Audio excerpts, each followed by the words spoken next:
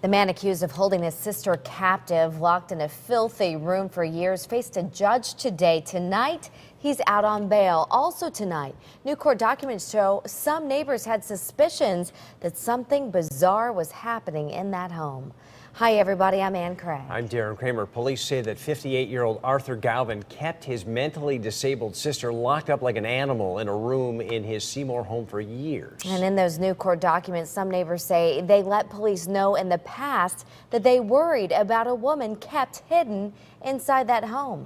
News 8's Stephanie Simone has the latest developments tonight. Stephanie? And Darren, many of the neighbors I spoke with today say they feel terrible about this. Some say they felt guilty because this was going on so close to them and they did not know.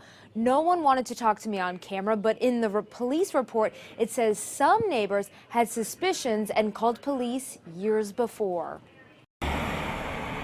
A note asking for privacy sits above a private property sign of this Seymour home. Inside, police say it was a prison for one woman. I saw the black window. I did question it, but again, you don't know what goes on behind closed doors.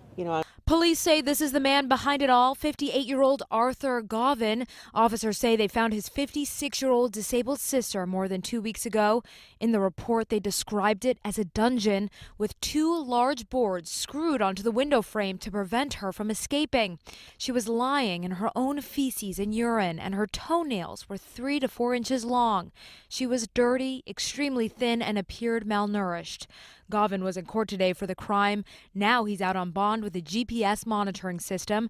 Documents show his adult daughter also lived here with her young child and told police she was worried about her aunt, but said her father's threats made her scared and petrified. The report says a few years ago, neighbors called police after the trapped woman snuck out through the window and crawled to a neighbor's house begging for food. I know there were concerns in the neighborhood, but I can't go over there, knock on the door and say what's going on. It's not my business. We tried to talk to Seymour police late this afternoon, but they said the only person we could speak to on camera was on vacation.